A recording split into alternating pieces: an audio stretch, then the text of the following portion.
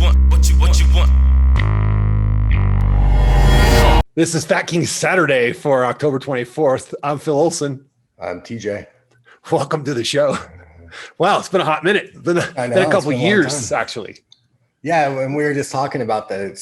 We haven't even talked really since. I mean, we just kind of exchanged things here or there, but we haven't really talked in 2 years since we did that show. Yeah, no, it's crazy. Like how long? I didn't realize how long it'd been until I went and looked. And I'm like, holy, how is that possible? Like, just like, how does life get away from you that crazy? But I mean, you're in a whole nother place. I'm in a whole nother place. Which is why we thought it might be fun to do this. Just kind of not only just catch up with each other, but just kind of share. Well, and it's a pandemic show, right? I mean, right. End of the world show. This could be the last one. It could be. For all time. We don't know. This could be the show right before one of us gets it. Right. Or the Civil War kicks off and we all die. Who knows? Yeah. That's coming up. That might actually happen. That's concerning. I don't know, man. I know. I'll try and steer clear of all that shit. No, yeah. I'm just saying it might happen. It's never we got plenty of possible. Guns though. Yeah, right. No, we're on the right side of that problem. So. Warlord TJ coming to a town near you. Yeah. So what else has been going on? What have you been doing for the past 2 years? Oh, what have I not? I mean, it's just been, I don't know. You think back on it. Like, so last time you came out, you were out here, which I was like, oh man, when's the last time TJ was out here? That's what got me thinking about it. And I'm like, we gotta get together and do that again. But like with travel and the vid and what have you. Right. Who's doing that? I mean, not that I'm really at the point where I wouldn't travel. I would. It's just expensive and hard to get anywhere. So, I don't know, man. So it's been working. And then I had plastics actually this year. This year was a big drive to plastics. Of course, it started off with me being all gung-ho. And remember January when the world was normal? Yeah. Wow. Oh, so you had it done this year? I had it done this year. Matter of fact, I thought they were going to cancel it because of the vid. And then just opened up because it took so long. Like I had like a 6-month run up to it just for scheduling and stuff. Mm-hmm. They reopened surgery centers like 1 week before I was supposed to do my final pre-op check-in. So it all just kind of panned out. And so that was the big drive this year. But it's funny because I went back through all my FatKings videos that I was doing to kind of like catalog that.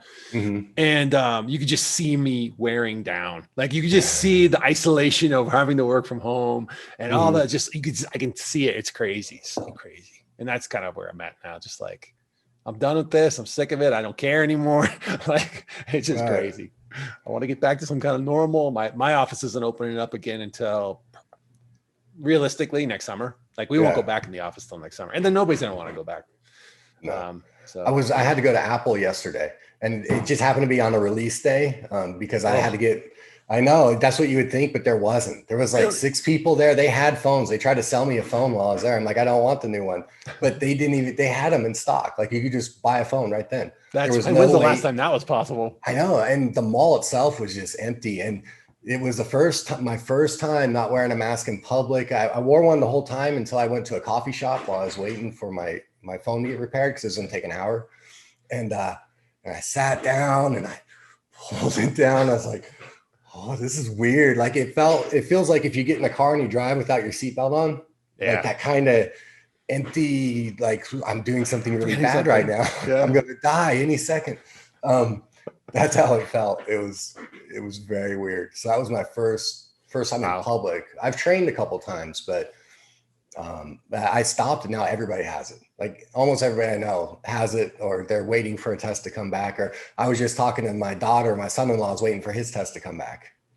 I know 10 people that have had it, and one of them ended up in the hospital. He had some comorbidities already, not in the best of health. And he was definitely in there for pneumonia for like 7 days. And it was no joke. It was kind of scary, but everybody else was like, oh yeah, man, I felt like shit for 3 weeks. And then I kind of just got over it. And then the other 5 people were like, yeah, I had 2-3 days and then it sucked. And then I was better. I'm like, yeah, what? It's just so crazy. It doesn't sound like much, but if you think about that, 1 in 10, that's 10%. Yeah, no, that's true. The 10% of the people I know. Yeah. Right. That's what I was, but a lot of people tell that story. I'm the same way. I know about somewhere between 15 and 20 people with it right now. And one person, and he went full coma, ventilator, 8 days. Wow. Holy crazy. He's back now. He's back training. Yeah. Now, the good thing is I think the therapeutics are way better now. So you've seen the infection rates have gone up, but the deaths have gone down, like the percentage of deaths have gone down. Right. So that's good news. I mean, hey, I'll take any good news. Well, that's like today I saw the headline. It said that we tested 80,000 and something people tested positive in one day. That was more than like China at the beginning. I remember thinking, God, 80,000 people, that's ridiculous. And now we're doing that daily. It's just, it's weird. I'm waiting for the thing to pop up because I remember posting on Facebook and saying, and I took a picture of like a mask and my gun and my hand sanitizer. It was the first time I ventured out into the world when it first all happened. So it'll be interesting to see that in a year and see what's going on. Yeah, that's crazy, man. So I mean, most people who are probably tuning in this already know, but like, we were just talking about this. TJ and I are both in year 7. We're going towards year 8. I had mine in July. You had yours in September. Man, shit, we made it. Like, I don't know. Well, where are you at as far as like you're still training pretty regularly. How's your eating? What's your weight like? What's going on there? No, I'm not training right now because of COVID. I had surgery in February. I had my ACL replaced because it got ripped, completely torn at Masters Worlds last August. So I tried training on it. And I did all right for a few months, and then I just couldn't. It would pop out, and then it would swell up, and then I had to take 2 weeks off. So then I went through physical therapy because they said you might be able to strengthen it enough. Because I primarily just do jujitsu. If I was doing striking where I'm pushing off of my leg all the time, then it'd be more concerned. But I'm not. I'm laying on my back, rolling around. But so that's I might have been able to get away with it, but even that I couldn't. Wow. So then I went and I had the cadaver ACL put in February. So it was perfect. February 20th, I had it done.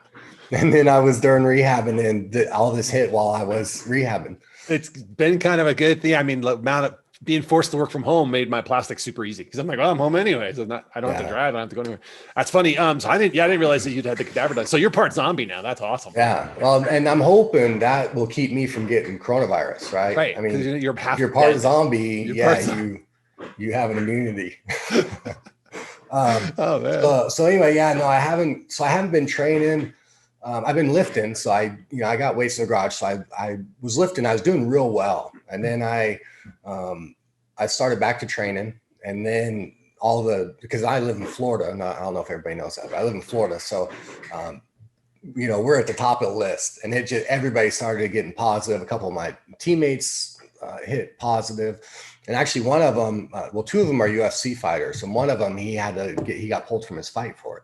Wow. And that happened the day I was coming back, and they were training there. So then I switched and I went to another gym that I go to, and then I kept hearing all these positives. So then I stopped training. And last week I was going to go back because it'd been a while. And then boom, the secondary gym I was training at, they're positive. My primary gym, they're positive. I'm just like, fuck it. Stay at home. So anyway, the past like 6 weeks I've been slumping. Like I'm not, because I was training to come back. So I wanted to be in the best shape I could be in and be ready to go. And now it's like, oh, I'm not going to be going back for a while. Yeah. So then that drive. So right now I'm kind of dealing with, the isolation, because I've been home pretty much since February. And then the drive to keep training is, so my weight still stays about the same. So when I'm not in competition, I'll go anywhere from 220 to 230. I stay pretty much right in there. And then when I am competing, 215, I try to get to heavyweights. I got to get down to 205, and I got there, but I just can't stay there. It's too skinny. So I feel good at 225 to 230, but then that's too heavy. So that's why I walk around that is 225 to 230. And then if I'm competing, I'll be 215 and 220. Makes sense. Yeah. Because last time we talked, you were rolling to exhaustion, like 5 to 7 sets a week. So that's the difference too in the weight. Yeah. Is that, so at that time, I think I was 7% body fat, and now I'm at 15. So I weigh it slightly more, but I'm carrying much more fat than I was. Gotcha. Yeah. So, it happens, but I don't freak out too bad. No, that's good. I mean, like I've been, and one of our dear friends, I was just having this conversation with her, but like I started it, I worked my way down to 230. I was like 236, and I really grinded really hard down to like 230, 227 before plastics. I'm like, I want to get as lean as I can. I don't want to lose muscle mass. So I worked with a trainer. She put out a killer program for me, and I was able to track it and watch my body fat and watch my weight, and my body fat stayed pretty, was dropping while my weight was staying, I was dropping off, but it was mainly body fat. You can't do it without losing some muscle, I know, but I did a good job getting there. And then the day of surgery, I think for plastics, that's about 230. And then they took 7 pounds off. So 5 pounds of skin plus 2 pounds of lipo. And then what else you have done? I'm unfamiliar with plastics. You're just talking like I know what the fuck you're talking about. Yeah. So I had the full 360 done. Oh my God. Yeah. That's freaky. No way, man. I could not do that. No way. Full 360. And the funny thing is they do more work in the front because they figure, well, that's what you're going to see. So they pull you more this way. Unless Kirk's visiting you. What? Unless Kirk's visiting you. But ironically, where they're going to have to go in and do a little bit of touch up with the lipo stick in the back because they didn't pull it as tight in the back. So so I got to go back in January. You're going to go take the lipo stick in the back. The lipo stick in the back, right? But so they took 7 pounds off, and then I was just sitting there for 2 weeks, not working out at all. So I got down to 219 for a low band, like for a hot second, and I was like, wow, that's weird. I hit Wonderland. for one day. I got to 199 for one day. Wow, holy crap. Yeah. Anyway, continue on. Sorry. No, that's more impressive. But since I've gotten like recovering from it, I kind of landed about 225 because there was swelling and stuff like that. And and I'm like, okay, well, that's perfect. 225. I mean, I'm thrilled with that. But of course, like I start training again. The second I went back to training, like I rejoined a gym because I was losing my mind. Like I'm like, I cannot just be working out here at home anymore. Like it's just not enough. I don't have enough stuff. I was putting on my plate carrier, putting loaded magazines in the plate carrier, putting a backpack on, doing push-ups, doing squats. Like I was trying to get as much weight on me as I could just to work out. And I couldn't do it, man. It's just like, I can't do this anymore. So I built a pull-up bar in the utility room, but I'm like, I got to go back to the gym because I'm going crazy. It wasn't so much I needed the gym, but I needed to get out of the house every day for some. So I'm out at the house about 2 hours a day now. So I go, 15 minutes down to Planet Fitness, 15 minutes back. I spend about an hour and a half there. 30 minutes of that's cardio, like 3 or 4 times a week. And the other 2, normally it's 3 days a week. And the other 2 days I do abs. So not as long on Tuesdays and Thursdays, but just to get out. But I had to work out with a mask on. So it's freaking hard. Like I did interval training yesterday and finally I had to pull the mask down. I'm like, I'm going to pass out. Like I'm going to have to pull it off. Like, there's nobody around me. So. Because they, all the rage, like, last year was the fucking altitude training masks. I know in the MMA world, everybody thought they were a bad motherfucker wearing that thing. And those same guys, now they're like, I can't wear a mask. It makes me dizzy. I'm like, motherfucker, you were just doing sprints wearing an altitude training mask, which was complete nonsense, but you still did it because it looked cool. And now they can't wear I'm not saying you're like that. I'm just saying I see that so much. It's funny that used to be a way to work out. Well, I've been altitude training for the last 15 years. I don't know. But yeah, just even the neck gaiter, like when you do, I'm fine with lifting. I can do it. I do notice like I can't put up as much weight because I just can't get the air. Yeah, well, you want the oxygen. Yeah. I think my bench right before I left work was like 240, 5 by 5. I could do 4 sets of 5 at 240. Now I'm at like 5 sets of 5 at 220, I think, 215, 220. I have to look on my sheet. I just moved it up, but that's on a Smith machine because we don't have free weights there. So I don't really know what I can do, but I can tell you that's friggin' tough with mask on. Like I just can't get enough air. That's really pushing it. I don't know about the Smith machines, but I know the hammer strength, you get to cheat your weights a little bit. Yeah. I always loved that thing because typically I would do like 125 on that. If I had a bar, I would have 245s. But on the hammer strength, I could do like 245s and 225s. Right. It was back in the day, and I was like, yeah. But it's just because of the mechanics of it. Yeah, you're not doing easy Smith machines. No stabilizing muscles. Same thing with this. Well, they keep you in the exact plane. Yeah, you're in the exact plane. But in the weird way, because the track runs, so it doesn't run straight up and down. It kind of runs at an angle a little bit. Yeah. So you're pushing, but you're pushing into another plane. So you feel the weight shifting in your hand. It's the strangest thing. No, that's good. It's better than nothing. So, I mean, I'll take it. But yeah, now I'm back up at like 233, 230, 220, like 233, 232, 231. It's just pissing me off. I'm like, I should be under 230 at this point, but my body likes 230 and I've been eating tight. I've been, especially the last couple of weeks. So my trainer had me weighing every day for during the run up process. I got to stop. And that's messing with me. The scale's still messing with me. Like if I see over 230, oh, I'm fucking this up. I'm screwing up. If I see under 230, oh, I'm doing great. You know, like. Right. Yeah. I got away from that. It took me a while. I've only probably this past year during quarantine, it's really, for whatever reason, I've been able to get away from it. I don't know. It just doesn't bother me. And I think some of it is I have no outside pressure, right? It's not like before jiu-jitsu, I had the weight loss community that you kind of felt that pressure, you know, you didn't want to be the failure or whatever. And then I got into the jiu-jitsu community and, you know, your weight is a big thing. You know, what weight class are you in? You know, what are you eating? What, you know, like athletes probably obsess about their weight more than overweight people. That's you said this before. I didn't think that was right. the case, but they do. Yeah. And yeah, like, you're right. Holy crap. Like they worry way more. we thought we did it bad. They're way worse. Yeah, it's crazy. Since I started training, I think I worry more about what I'm eating than I did back in the day. Like as long as like I'm under a certain amount of calories and who cares what it was made out of. But when I'm training, it's like, I didn't hit my protein today. Oh my God, I got too many fat grams. I'm more talking like 20 fat grams more than I should have gotten instead of, you know, I should have gotten complex carbs for that or whatever. Like, but I mean, I obsess about it. I don't know if that's good for somebody like me. But well, I don't think it in the long run, it doesn't really matter. I mean, if you're a pro athlete or you're a pro bodybuilder, it'll matter, right? But not at our level. It's like just good enough, you know?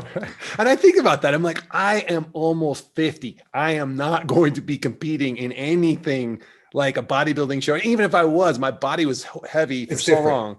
It's a 50-year-old's body as well. Well, I mean, I look like, plus I was heavy for so long. Like that's another thing I noticed about plastics and the weight loss and all that. It's like, you were lifetime fat. That's true. I was, but I look at that and I'm like, oh no, this just makes my body approximate a normal body. I do not have a normal body, even lean. Like I have these huge ass bones that stick out up here because they built up underneath, you know, 300-pound body, like overweight body my whole life. Right.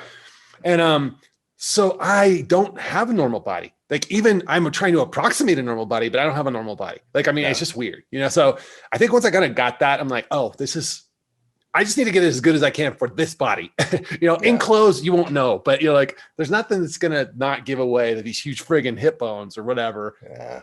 A lot of that is us, you know, we're projecting, we're thinking what people are going to see. They're just not. They really, I shaved my beard. I mean, I had a beard like this before and shaved the fucking thing off. And it took some people 2-3 months before they go, oh, you shaved your beard. I'm like, well, look at you.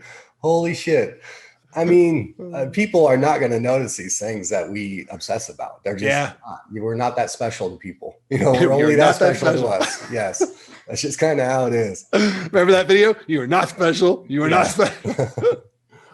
You are not fucking special. Yeah, you know, it's funny. It really is true. And I think the other thing that messes with me right now is just like, I went into this year single on purpose to just like, okay, I'm not be dating. I'm going to be focused on plastics, getting better, yada, yada, yada. And then the vid hit and nobody's dating during the vid and it's election year. So let's not even get into that. So I don't want any of that stress, that drama, whatever. But once I was like isolated in my house, pretty much me and Jake, like here all the time, and barely getting out. It's like, if you already have some kind of body dysmorphia, I think you only have you to like gut check yourself. And that's not a good thing. Like, I mean, I don't see myself, like you said, probably like, you know, the beard thing, like I noticed your beard was back, but I mean, like, you know, somebody didn't notice you even cut it off. That's crazy. You know, I don't know. I just watched a video of us 2 years ago and your beard was super short. I mean, not like short like this, but for you, it was short. Yeah. Well, every once in a while it gets ripped out. Like by now it would have got ripped out, but I haven't trained since February, you know, like full on trained. So, but yeah, so I was saying, and I kind of remember what I was saying, but I was talking about how now staying at home has helped me deal with my weight. Like I don't have to live to anybody else's standards or not even their standards, just that pressure we put on ourselves. Yeah. Like we feel like somebody's putting pressure on us, but they're not. They don't give a fuck, but we project them putting pressure on us, you know? Yeah. So none of that's around me. So then it's like now I can't, like, I feel fine at 230. I don't Okay. like, my clothes still fit. I still, like, there's nothing wrong with 230, but on the scale it says fucking 230. But now it's just, it doesn't bother me. I just kind of got used to it. Like, it's, now it's just me, kind of like a time to reset expectations, I guess. I don't know. I think that's healthy because, like I said, you're right. I mean, my clothes fit better than they've ever fit because where I had to buy my clothes for, I mean, it's actually kind of funny now because I buy my shirts for my shoulders, which would make them too big around the middle, which is always the other way around before, right? And I buy my pants for my thighs and they're too big around my waist, to where before it was always the other way around. I had to buy for the waist, and whatever they look like the rest of the way is just tough shit. So in that regard, I mean, I think about that and I'm like, holy crap, that's so foreign and exactly what I was trying to do. And now and you'll appreciate this probably, but like now I will wear shirts that cling around the middle. Like my workout shirt, even with a little bit of lipo that still needs to be done over on the left side, especially, like it clings. Listen to you bitch. I know, but no, like I did the whole I just take a little bit off the side here. Because it like, it's just a little jiggly right here. Could you? But the whole reason was I wanted to get rid of that spot, the love handle spot, because it was spilling over. But it's looser on this side, so it looks funny. It's now I look unproportioned. So to me, I just see you standing there for hours in the mirror, like. I mean, not hours, but it does happen. I feel like this side's a little bit. You can see it. It's. I mean, I can see it. It's obvious. It's just looking straight on. So gotcha. But yeah, I mean, I think in my video I even show it, like my skin video I did for after plastics. But that was pretty swollen then. It's not. I missed it all. Like I said, I haven't been watching any videos. I haven't anything. It's not anything against you. I haven't watched anybody's. I got it. I totally get it. Yeah. So where's I going with that shit? But yeah, like it's funny. Like I can do shit I could never do before, and I'm still getting hung up on a stupid scale. Like that's what I'm saying. Yeah, that's what we were talking about. Is that and nobody's putting that pressure. Nobody cares. No, I know. Yeah, it's me. They just don't, and they're not going to notice it. I mean, it takes a long time to notice it. I mean, if 49 you're and I'm doing shit I couldn't do at 20, and I'm bitching and moaning about us. I know it's weird. And it could be different too, because you are in the dating world. So how is that? How is the dating world? What is that like? What is it like in the world of apps? No, I don't use apps. I haven't used any apps, dude. I would be like swiping like a motherfucker, man. No, I've been married for 15 years. Swipe. What are you doing? So it's funny. Our roles have reversed. When we first met, you lived vicariously through me. That's true. So this is kind of switching the subject, but kind of, I guess, is you said you and Jake are at home. Where's Emily? So Emily's been living at Allison's house because it's right next to the high school. So originally she said, I want to, like, this is getting too hard going back and forth every other week. I just want to focus on, she's trying to graduate high school early. So she said, I'm going to stay at mom's most of the time, that was tough. But then with that first semester went okay. But then right at the end of it, the COVID thing hit and just her grades tanked. So now she's half online, half there. And every time they have a flare up, they have to go to 400% online. And don't fuck these kids up, man. Like, they should just hand them, like, if they're in the last 2 years of school, just give them their fucking diploma, man. Just send them off to college. You're not going to learn shit. Those last 2 years just get you ready for college. That's all they're doing. Yeah, I agree.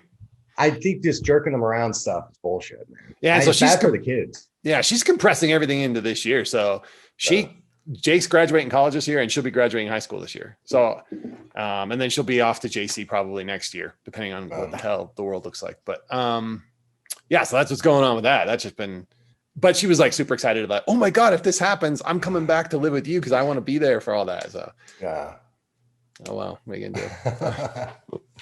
Sorry, I didn't know. You just said that, and I was like, I don't like. She's not old enough to be going to college, is she? No, not yet. It's hard out. Yeah, because she was just a little baby whenever we first met. That's crazy. That is. We were just talking. I was just watching a bunch of playbacks of Fat Kings Friday, and actually there was a comment about that. Like when TJ came into our life, Emily was just a baby. That's so true. She was. Yeah, literally, but she looked like a little doll. She was just tiny. Yeah, it's I don't know how to say this, but like teenage girls is way different than teenage boys. It's been.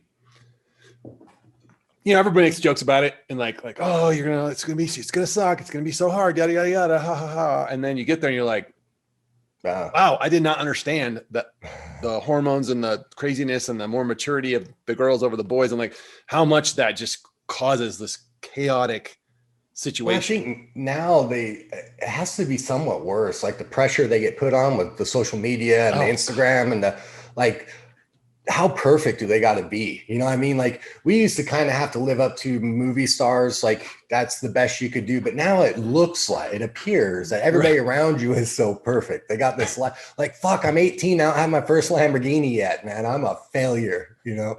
Well, and all the filters and stuff. I mean, you can't ever be that. No. Like that's not real. Like none of it's real, but I don't know that they process it. I don't think they do. Yeah. So they're living up to like a really ridiculous standard. It just has to suck. Like I was telling Jenny that I always thought I was sad that I was born a little too early. Like I thought I wanted to be in the future. I don't. Like this is as future as I want to get. I don't want to be in any more future than right now.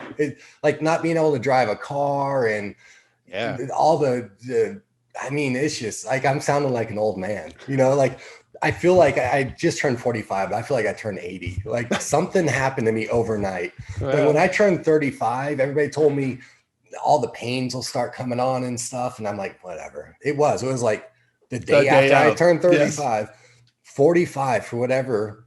A switch just flipped and I got old. Like nothing really mattered anymore. And kids were annoying and, you know, the world's moving too fast. I'm laughing with you because it's so true. It's that 35. It was like the next day. I was like, ow. Like, shit, why am I not recovering? Like 45, that got worse. And you're right. I got a lot more. I started to get, I don't think I quite hit it, but I started to get more resolved and or cynical. I'm not sure which yet. I call it resolved, but there is a negative. It's a resolved with a negative tint. I think it's just like, oh, well, shit, that's how shit is. And I don't like it. I'm not doing it. Like whatever. That's kind of how it is. Like that's how shit. And I think like I always thought that old dude who sat there and he never gave you advice. And you're like, come on, old dude. Are you just stupid? And no, he's a smart motherfucker because there's nothing he could have told me that I would have listened to. And it would have been not worth his time. And it would have just pissed him off because he spent the time telling me. So now when people ask me stuff, I used to tell them a lot. Now I'm just like, well, Do you really want an answer? Is what I say. Yeah. Really, or do you want to hear this, or do you not? You're like, but they don't. They don't. Never. Yeah, especially funny. A kid. Well, and that was the other thing that I think because I interact with the kids more now and with the Suna and all that is that any advice I have for somebody young is not applicable because it's not the life or the knowledge or how a 45-year-old lives is not how an 18-year-old lives. It's the same as them giving me advice. It's not that they're dumber than me. They just have a different set of knowledge that does not apply to me. Yeah. And that's the same thing. Like, yeah, you want your kid to be responsible and do the right thing and this and that, but that's not their world. Like they're not supposed to be responsible to a certain extent at 17. You know what I'm saying? Like, true.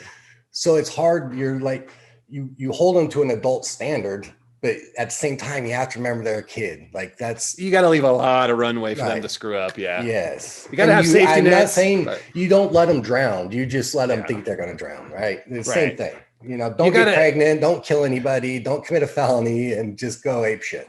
And a lot of times I think I'm starting to, I didn't really have this, I won't say problem. It's not a problem. I didn't really have this experience with Jake because Jake just matured really early and he kind of already did things kind of the way I did. And he kind of saw things. I mean, in a lot of ways, you're like, I feel like I won because I'm like, he's way better than I am. Like he's way more together and way more solid, way more like he understands himself, like all that shit that I didn't have back, you know, when I was at his age, because tag on the fat shit on top of it, right? All the damage of that. But yeah, he doesn't understand. He wasn't lifetime fat. That's right. He doesn't get it. He slimmed out. Like he turned into a good looking fella somehow. I don't know, but he did. He's freaking tall, almost as tall as you. I saw that. When, even last time I was there. He's but I mean, he's just very grounded in what he believes in and what he's doing. And like, he's kind of got that like nerdier side too, but which I like, you know, like, but he's just very solid in what he believes. So it's like, that's cool. So I haven't really ever had to like ever challenge him on a lot of stuff. And I'm not saying that Emily's not solid. She's just solid in a different way. And I'm like, but I have to ask her questions because if I tell her anything, it's like, she'll go the other direction. I'm like, you're just doing this to spite me. Why? What do you think I do? Do you think I'm telling you this because I want to make your life hard? I'm trying to help you. Help me help you. So now I'm just trying to ask questions. Like I just frame it in like, well, how would you feel if so-and-so was doing that to me? Or if when I was dating so-and-so, they had done this thing to me. Would you have been okay with that? And then I just leave it alone and let her kind of chew on it. So I'm not great at that. It's a learning curve, but It's rough. And I'm sure, anybody gets annoyed, right? When they get told what to do, and Sure. you kind of want to rebel. And it's just that sometimes you just got to let them stick that penny in the light socket, like that's the best way to learn that lesson. That is true. Yeah. You're trying to protect them. You have their best interests, and you're going to scream at them, don't stick that, because you know what could happen. But sometimes you just got to go, well, they'll learn. Yeah. And I think what you want to avoid is it's hard because you want to like stop them from sticking the penny in the light socket, but really you have to hold yourself back until they go to do it on a 220 outlet. And you're like, whoa, time out. That's something real bad. Yeah. That's not a lesson. That's a death sentence, or that is a life altering. That's a life altering thing you're about to do. I got to stop you. And you don't want to hear that. I can hear somebody saying, 120 can kill you, but it's just a fucking exple. Yes, right. Yes. 120 can kill you. I've been shocked by 120 many times. It just tends to get your attention really well. Right. Yeah. I don't recommend doing it standing in a puddle of water. And speaking of kids, Stephanie, my daughter, she got VSG. So she got surgery done. Wow. And she's done well. She did well, but she just kind of just had it and then went about life. There was no, like, all the drama that we went through. There was no, just okay. I had surgery. I go looking for like new people just sometimes, like, I wonder if there's got to be a new community. I just must be missing it because I'm not in it. Like, anymore. I've been stepped away from it for so long, and there's got to be a new community. There's nothing. There's no new FatKings. There's no new size queens. There's no new, there's not, I don't see that out there. Would they not, they'd probably be on like Instagram or Snapchat or something. Yeah. And I think I got exposed a lot more to the Instagram stuff, but it's such like, but it's not, it's more like maybe because again, the people I follow, their posts, they're way past their weight loss surgery, and they're more like becoming Instagram models and stuff, or they're becoming workout fiends. So they post workouts every day, and they post, so it's kind of become a different thing. It's not about the weight loss. It's about fitness, or it's about being super hot, sexy. You're like, I don't know. I haven't really, I'm using it wrong. Like, I go on there and I post memes every once in a while. I do too. Anytime I make a meme, like I'll make a meme, I'll put it on my Instagram. There's no pictures of me on it. Right. There's no. I probably don't even have your Instagram. I should probably look it up. I don't know why I don't. Yeah. But no. So yeah, it's anyway, it's one of those things I just never got. Like, a lot of times I don't even have it loaded, so I'll have to download it and install it because my phone's had a lot of problems. I've had to reload it. They just fixed the screen yesterday. And I was telling you about that. The place was just empty. It was just dead. There's nobody there. Anyway, so I won't have it loaded, but somebody will post something and I can't fucking see it unless I load the goddamn app. So then I got to load it. And then I'll look at some stuff and then I don't understand it. Like, I don't understand how it works. Like, I couldn't even regram or whatever the fuck you call it. I couldn't figure out how to repost somebody's shit. I'm like, fuck this. I'll heart it and all right, I'm out of here. That's what I do too. When I was dating Lauren, she used to get so frustrated with me because I had to have her show me everything. I'm like, I don't get this app. It's not intuitive. It should be more intuitive. Now, I prefer it. I actually like it more than I would like. I'm still very anti-Facebook. I'll pop on there once in a while because there's some people that aren't on Instagram or post shit that's not on Instagram. I can't see it otherwise. But I've got my list very tight, and I have definitely muted a lot of people just because I'm like, we're friends, but I don't want to see your bullshit because I don't want to try and educate you or argue with you, or like, you're not asking my opinion, but I don't want your opinion either. So, but Instagram's kind of cool because you can just flip through it real quick. Normally it's not, you don't see a lot of that stuff. And you're like, oh, cool. Look at so-and-so posted this, so-and-so posted that. Like, get out. Like, I don't want, I'm out. So, yeah. Yeah. I didn't understand it. And I didn't understand the full hashtagging. Like, I would see something and I thought the hashtag was the person posting it. And I was like, oh, I like that person, but this doesn't look like something they had put. Oh, it's a fucking hashtag. Like, I'm telling you, man, I've been retired for a little over 2 years now, and I don't do anything with tech. I didn't buy the latest iPhone. I don't own a PC. I only have a Mac. That's what blew my mind. I was like, you don't game at all or anything? Nothing. I do. Well, I just got the Quest 2, the Oculus. Oh, so I've been getting into virtual reality. That's pretty cool. I mean, it has a way to go, but for me, like, I get excited about phone games. I'll drop like $1,000 on fishing lures on a fucking fishing game. I'm horrible, man. So I've been fishing in virtual reality. I live in Florida. I could drive to the beach and fish all fucking day long, but there's COVID here now. So I have friends all the time. Hey man, we're going out. Like, I have some friends that just took off and went to the Keys. And I'm like, no, I'm just gonna sit home. I think you're all right out in the play sunshine with a and mask virtual. I know you guys will be in the Keys partying. You know, they're gonna take a boat down, but I'll be in virtual reality fishing for fake fucking fish. That's what I'll be doing. Oh God, that's funny. So that's my life now. So I built this gaming rig 10 years ago, and this thing still like. I mean, I upgraded the video card. That's it. And I mean, I put some SSDs in it and stuff like that. I had SSDs before. We talked about this, but I put another one in there. And dude, I the only reason I would upgrade now is just because I'm like, God, I feel like I want the latest, greatest toys. Like, but I don't really need to spend $3,000 on new toys. Like, I mean, not $3,000, $2,000. But if I got I want to get the VR, and that would be the one reason I would upgrade. Because the Steam one that I want, I can't remember. That's getting ready to come out. This is Steam VR, I think. Well, they have the printable one. They have a $200 printable one. Oh wow! Yeah, so Pat's that's true. 3D printing motherfucker. That is true. So I guess you can buy the plans for $200, and then you make it yourself, your own optics and stuff. They give you all the plans, you print it out, and then it's for the Steam VR. Wow. Okay. Crazy. Yeah. The one I saw was like one that had like the room positioners. It's like $1,000 kit. Yeah. But I'm like, but then if I do that on this rig, I mean, I'm gonna end up bumping up my rig because I'm like, well, if I'm gonna drive in VR, I need the best, hottest, greatest. It's really more because it's a hobby and I like it, and I haven't built one in a while, and I get itchy. I'm like, let me spend some money. But you want to really try it out, man, because it's not PC gaming. It's just not there yet. And the more you play it, the more your brain suspends what it's looking for, and it kind of fills in those gaps. And the more you play it, the better it gets. I didn't have the greatest experience with it on PS4. It was almost there. I've always loved VR, so I was excited. The Oculus, it does like the simple games, so like playing Walking Dead or something like that. The graphics are just not there. It's they just came out with for that high end Steam one. I remember what it's called. I should just look it up. But the new X-Wing game was compatible with it. Now X-Wing is what got me into PC gaming to begin with. So I was like, I got the game. I beat it twice already. I love that game. It's a lot of fun. But to have VR, I would lose my mind. So they have it on the Oculus, and it's I forget what it's called, and there's 3 episodes, but you're standing there in virtual reality with Darth Vader. So you're standing Vader there, immortal. He's in there in the room with you, like talking to you right here, and you can like it's weird. Yeah. The day I got it, man, I'm sorry, I gotta tell us the day I got it, I had it sitting there charging, and Jenny came in because I turned my jiu-jitsu area into my VR room for right here because I can't train with anybody. So I was sitting on the floor, and she was helping me look for a headset, and she was walking by it. I'm like, don't fucking walk by it. Don't even walk by it because you're going to trip or something. Something horrible is going to happen to it. But she's like, TJ, calm down. I'm like, no, get the fuck away from it. I'll look over there. You look anywhere else in the house you want. Knowing you, I could see exactly how that played out too. I'm sure it was.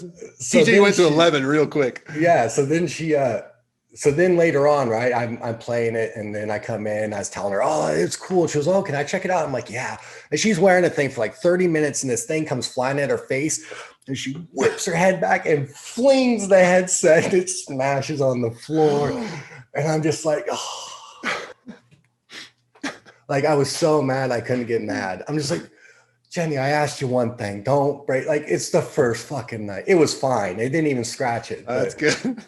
Oh my God. Yeah, no, I do want to get into it. Jake and I have been talking about it. And so depending on how the end of the year goes, like I was trying to save money and put things aside because obviously there's going to be some different expenses and things. Next year had everything gone through the way I really, really wanted it to. But so I've just been rat packing money, and I can't travel. So I've been rat packing money away like all year going into next year. And then we get our end of year gain share here pretty quick.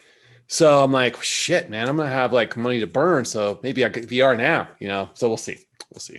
That's cool, man. It is cool.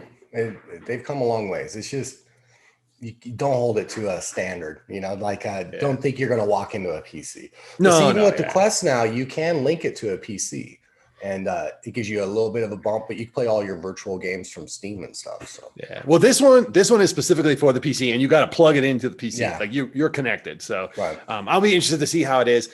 A lot of people tell me though, you get sick to your stomach. Like you get do sick it to your first. Stomach. Like whenever you move, you'll.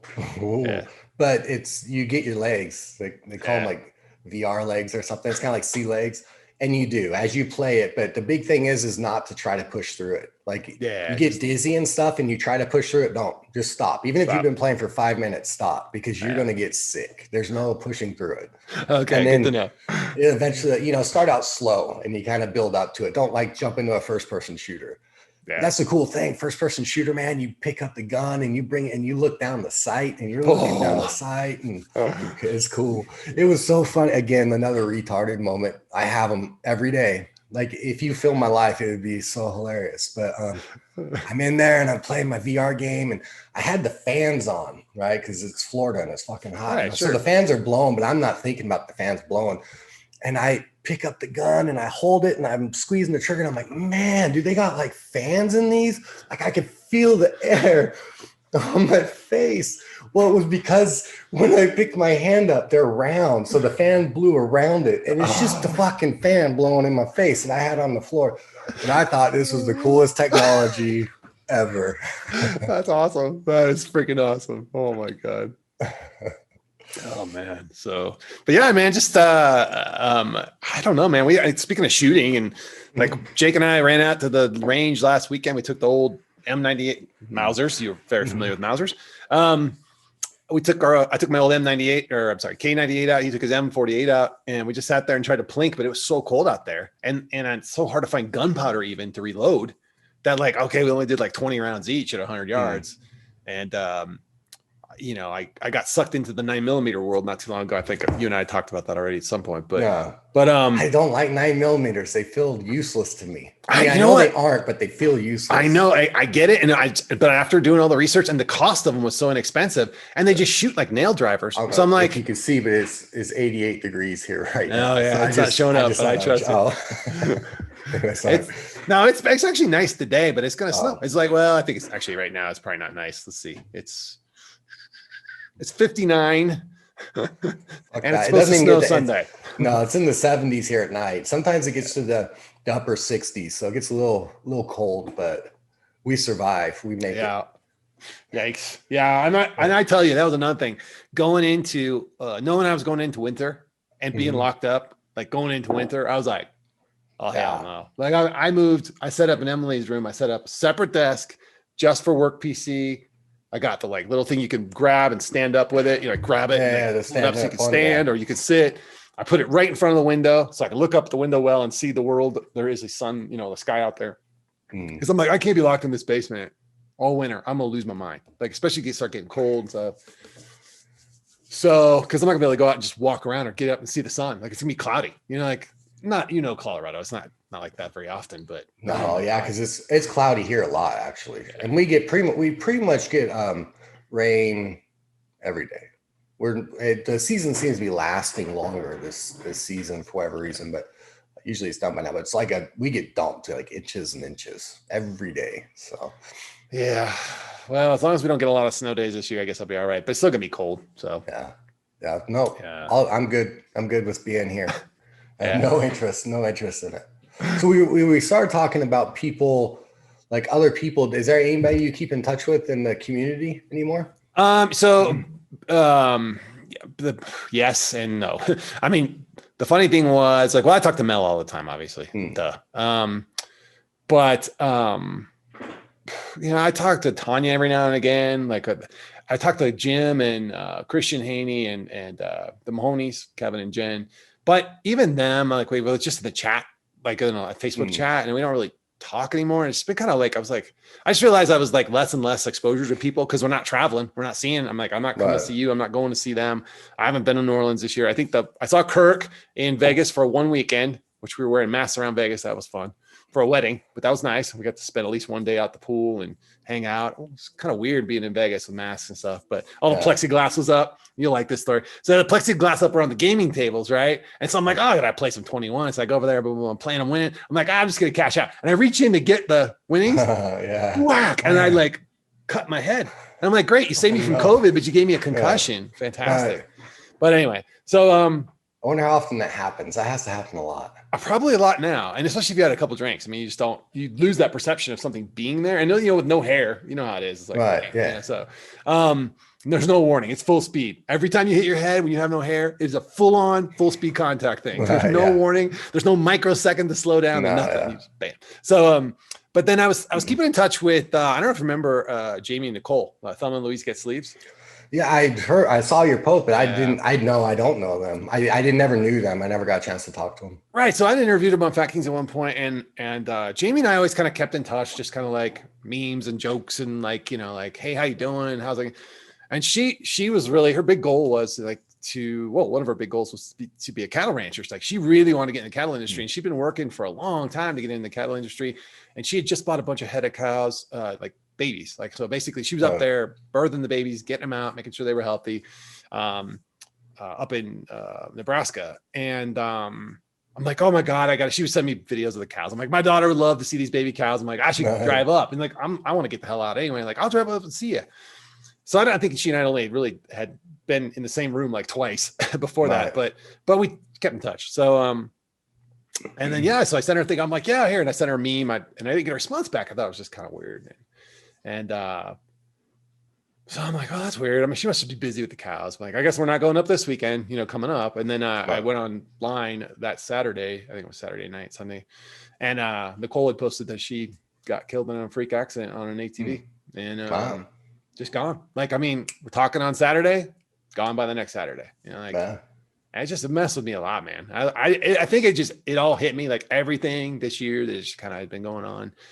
Not being in touch with people, being isolated, kind of losing that big opportunity that I really wanted, yada, yada, yada. I just kind of broke down. I was just like, fuck, I was just sitting here just destroyed. And I'm like, God, it's like, he's like my best friend died or something, even though it wasn't. I mean, we're just kind of associates.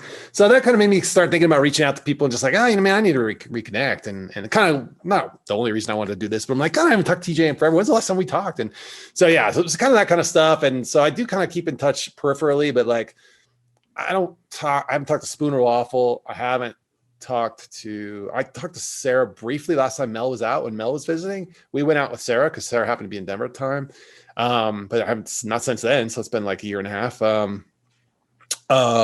Gooch, I don't think I've been watching Gooch's 3D printing like channel, but I haven't seen anything from him in a while. And so I don't know. It just kind of like weirded me out. Like how many people just disappeared, like, especially this year, Right. You got like nobody in your life. You're all isolated away. You're like, oh my God. So, my dog decided to come visit me. I heard. I don't even have a dog right now. Oh yeah. Oh man. Yeah. Well, that's how, I had the animals here, but right whenever everything first happened or afterwards, after I was walking and stuff, Jenny took off for a cross country trip with her brother. So they left here. They drove from Florida to Washington State.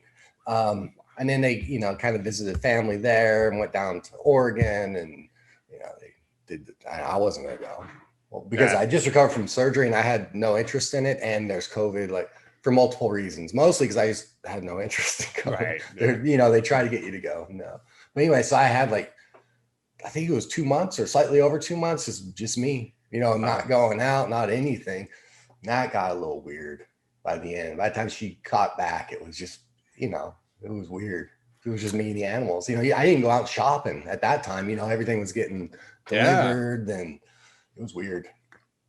No, I don't handle it well. I have to go out. Like I was the guy who I'm going to the grocery store like every 2 weeks, at least once every 2 weeks. I go every week now, but I just wear the mask and I go. And I knew right when it's all kicked off, I'm like, there's gonna, like, I kind of saw like, a respiratory thing. I think I'm gonna buy some masks now before it gets, like, I got ahead of a lot of shit. And the thing was, when I went to start looking, kind of got that prepper mentality, if you will, but not that I'm hardcore, but I'm like, I'm gonna get on this now. Like, I'm gonna get on this now. So when I went to get them, the M95s were hard to find. So I'm like, well, nobody's gonna think to search M99. So I had to M99s, and I found all kinds of them. And there's the KN95s as well. Yeah, so I just bought a bunch of them, and just stacked them. And then I bought them so they were with the replaceable masks with the valves that closed. So it's the valve style, but you can close the valve off completely. So you're only breathing through so I just got those, and then I got some neck gaiters for lighter stuff. And just, I don't think that, if it gives us 10% chance of not getting it, it's worth wearing, I guess, like, I don't think they're much more effective than that. I mean, the regular neck gaiters and stuff. Right. I think the M99s are probably a little stronger, obviously, than that. But whatever, man. It's like I kind of got to the point, and I don't say this flippantly at all. I understand what I'm saying, but like, okay, if I get it, I get it. 99% of people my age bracket do fine with it, you know. And if I'm the one that dies from it, well, I guess it was my turn. Like I'm at that point where I'm like, I just don't care anymore. Like, No, they don't care. I mean, you can only stay that way you can only stay like hyper alert for so long. Like I said, I cave to. I've gotten a lot of fights over the whole mask issue and stuff, but I mean, I've been pretty hardcore about it, staying home, and I even broke down a couple times. And I went and I rolled, and you know, it was awesome. But I kept seeing it just as soon as everything started going back up, and I'm like, nah, it's just I've been gone for so long now. Yeah, it's like you're starting over anyway. And then I got into I think I'm allowed to say it. Anyway, I got into the Johnson & Johnson vaccine study. So I was getting ready to go get my vaccine, and then they had that fucking thing happen, and they halted the vaccine.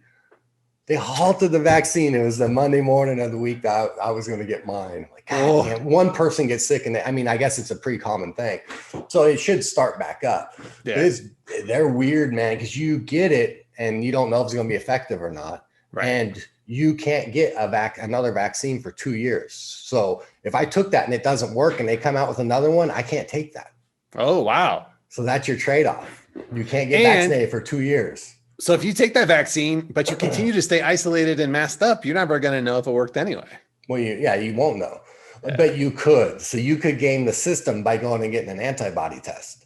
Because if you have the antibodies, then it worked. Yes. Or I took the antibody test. Because I've had a lot of them, because I give blood. I give blood every few months. So they do them here.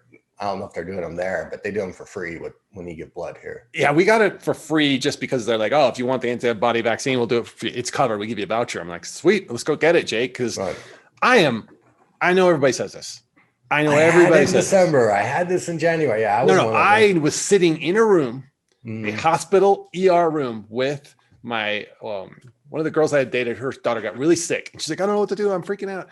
Because she was like, you could tell she was like hallucinating and stuff, but she didn't. And she had a fever and stuff. And I'm like, but it wasn't high enough. Like her fever wasn't like 104 to cause hallucinations. It was pretty low. And I'm like, let's just take her in. So, because she didn't know what to do. So I drove over there. I picked them both up. I took them both in. I'm like, shit, I'm going to get the flu. This has got to be the flu. And I sat in the room with them the whole time. I'm like, oh, this is going to suck. I hate the flu. Because I'd gotten the vaccine, but the flu that was going around was the other one. So I think I got the vaccine was for B, but the flu A was the one that ended up being the one that was going, whatever. So they're checking her over and they're like, every time they take her off oxygen, her O2 stats start dropping, and they can't figure out what's going on. They're like, that shouldn't be happening. Why is that happening? So they finally transferred her to Children's. And right before they transfer, Kat started getting sick with the same kind of symptoms, super weak, couldn't catch her breath. I'm like, oh, fuck, I am so screwed. I'm going to get sick. I'm going to get the flu. So I went home. They took them both in an ambulance to Children's, and then they took Kat to another hospital. And so I'm like, fuck. I'm going to get sick. So I'm sitting at home waiting to get sick. I'm popping everything I can think of, echinacea, you name it. And I got feeling a little crappy, a little worn down, but nothing crazy. But so then, of course, I think this was like late January. So, of course, 2 months later, they're like, oh, shit. Like, we think that she had it. Like, can you bring her back so we can test her for the antibody? And unfortunately, she had flown to her dad's in Oregon. So she couldn't get back because they shut everything down. So that we'll never know for sure. But well, they can still get it and see if they have them. I mean, the antibody should last for a few months. Well, that was the thing. I went and got the antibody test, and they said, no, you don't have the antibody. So either I didn't get it, or there was something about, they said, though, that the antibody marker that they originally were testing for, and there's two of them. There's one that you get when you first get exposed, and then there's the long-term one. Right. So, and I think they were just testing for the short-term one. So I'm wondering if that T-cell one, I think the long-term one, I'm curious, but it's like C and G, I think. It's like C and G or something G or H something like that. Yeah. It's not THC. I don't know what the fuck it is.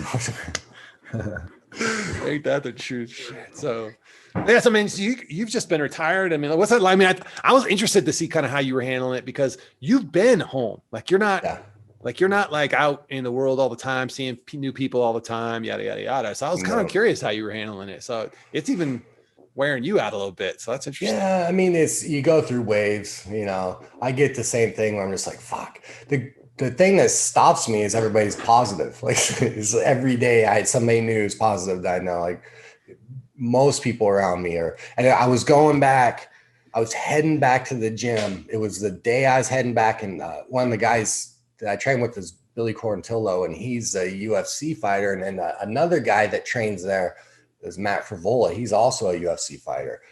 Well, Billy was cornering for Matt, and Billy tested positive. And he had just fought 2 weeks before, and he tested negative. Anyway, he tested positive. And I knew that they had been training at our gym, but I hadn't been around. So I didn't know if they trained with anybody. So I diverted and went to the other gym. But that stopped me from going. And like I said, it just been raising up. And then last week I was going to head back. And then the gym I was going back to, they tested positive. And then my primary gym, the owner there, he tested positive. And they're being safe about it. They're not exposing people. And the other coaches have been tested. And I mean, it's perfectly safe to go there.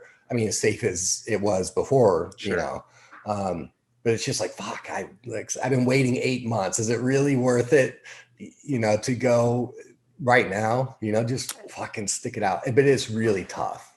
And I mean, look, it's like, I go to the gym, wear a mask, but I'm not in physical contact with another person. Yeah, there's no way not to get, I mean, the closest I get is like 4 feet as I walk past somebody for 2 seconds, and we're both wearing masks.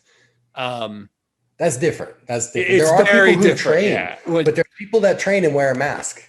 I think you probably have to, but even then, it's not going to be. You're that close. I don't know how effective you're going to get. So it's not, but it's not spreading. But a lot of people don't get it. It's very weird because there'll be people who have rolled with people, direct contact for long periods of time, and it seems like a lot of people just don't get it.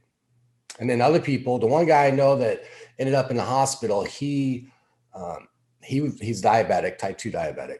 And he did everything he was supposed to do, and he doesn't know where he got it. But his wife never got sick at all, but she never got tested. But I mean, they're right there. But there's a lot of people that have been like that, where one of them tested positive and the other one stayed negative. My buddy's wife got really bad asthma, and she had a really bad asthma attack. Again, it's just a little bit before, you know, it was early. And so Kevin was like, shit, I got to take her in. This is bad. We haven't seen it this bad in a while. And they took her in, they gave her some treatments and blah, blah, blah, blah. And, you know, she got better over the next few weeks or next week or so. And then he got COVID. So they're like, shit. So this asthmatic who already has breathing problems gets it and gets over it. This guy ends up in the hospital with bad ass pneumonia. And he thinks John ended up. No, Roach did get it. No, but Roach got it, but he got it and just couldn't train for 3 weeks. He's like, oh my God, it was like the worst flu I ever had. Like, and I think his family pretty much all got exposed to, but yeah, no. So Kevin got it. Kevin's wife, I think, got it, and then he got it, and he's the one that ended up in the hospital. So I was like, holy shit. Like, you know, you just don't know. And that's the thing with my asthma. If I didn't have asthma, I would just be going about life, but I got asthma, so I can't. Yeah. They say that smoking helps, though. Yes, that's what I was just going to say. Vitamin D and smoking. Here's the thing. They also say that weed cures cancer, and Bob Marley died of cancer. So just saying. There's that. They don't know. What they don't know about fills up the Grand Canyon. They're just, and it's so much of it has become like, I don't know. I don't want to get too far down this road, but like, I think that there are certain things that are being said in a way to like, it's become too much like a thing that people want to knock heads over. I'm like, look, just measure it, tell me what it does and what it doesn't do, or what best guess is from a scientific point of view. And we'll just go with that. And then if we find something new, well, we can undo it. Like, Matt, don't wear a mask back in the day. Oh, now you got to wear a mask. Okay. How effective is a mask? Oh, it doesn't work at all. It works 40%. Okay. Well, then that means it probably works about 10, 15%. And like, is it worth it? Sure, I guess. Does it hurt you? That's the thing. Right. Yeah. For me to wear a mask, does it cause me any harm at all? Right. No, it's a little annoying, especially with a beard and a mustache. You know, it tickles your nose. Oh, yeah. But it doesn't hurt me to wear it, but it could hurt everybody around me not to wear it. It could. It's possible. If I don't wear one, I could spread it. So, you know, to me, not wearing a mask is a bit selfish because it only affects people around you, right? That gator's not really going to save you. It's to keep you from breathing your shit all over everybody else. Sure. Yeah. And now they have these ones that have the fans in them and they blow everything out the bottom. So they're just blowing the germs out. I'm like, do you not understand what the point of the mask is? Like, well, I mean, that's been the big argument of a lot of people too. Is like, look, it's just redirecting it. But the important thing is it's not directing it straight ahead. So in that regard, even if it's just redirecting it around your face, fine. It's likely going to go down and down your, like whatever. Okay, cool. It's less likely to impact somebody who's further away. Fine. I'll put the thing on and go in the store real quick. But I swear to God, I'll still get 6 feet toward the door and turn around and go back and have to get the damn mask. I still do it. No, man. I've done it the whole time. So I like it. So we're like, we barely talked anything about weight loss surgery. So what do you do to keep from gaining 50 pounds in quarantine? Yeah. So that's actually a really good segue. So like, yeah, I when this happened, I knew I was going to be here all the time and like stress out, like, especially the more isolated I got, the more stress I was getting. So I'm like, I got to just keep on. But when I was grinding toward plastics, it was easy because I had a plan. Like I just treated it like a 12-week plan. X amount of carbs, X amount of proteins, X amount of fats every day.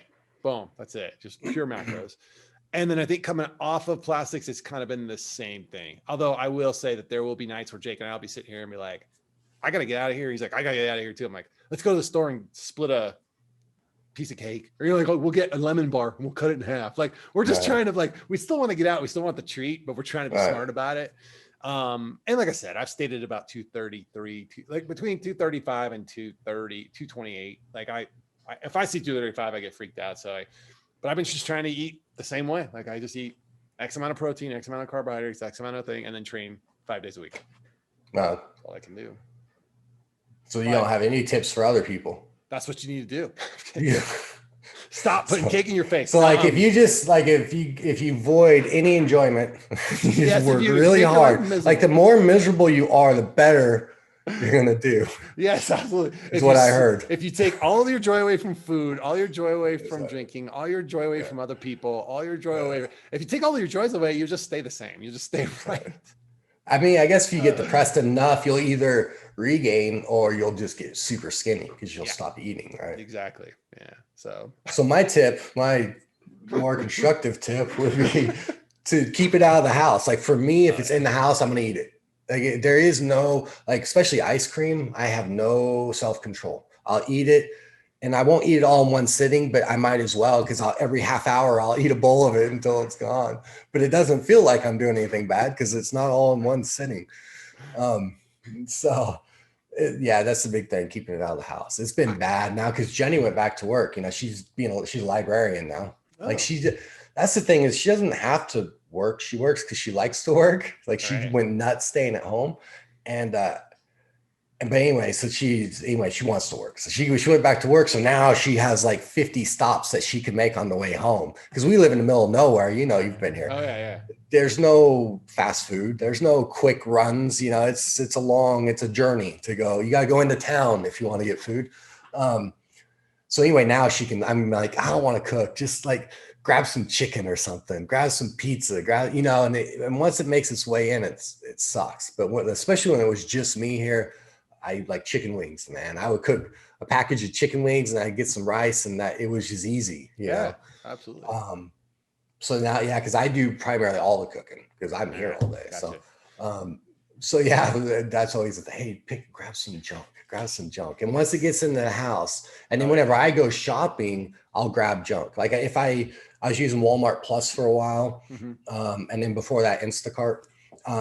So I would use those, and they just deliver the food to you. Do you guys have Walmart Plus out there? Yeah, I'm sure we do. Yeah. Yeah. So anyway, so it's unlimited, right? You just have shit constantly delivered. But I would never pick the ice cream or the real junky food. The most I ever did was I bought like $30. I must have had the munchies real bad because at midnight I ordered like 30 cups of pudding, chocolate pudding.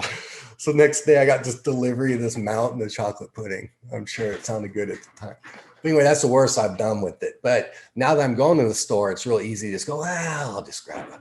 Ooh, but there's that ice cream too. Yeah. Like, do I want chocolate or do I want, whatever, cookies and cream? I'll just grab them both and have a little bit. I'll just have a little bit of both. But It's not. It's like a crack addict saying, I'm just going to have just one hit. Just one. No, motherfucker, you're going to be sucking a dick in a week.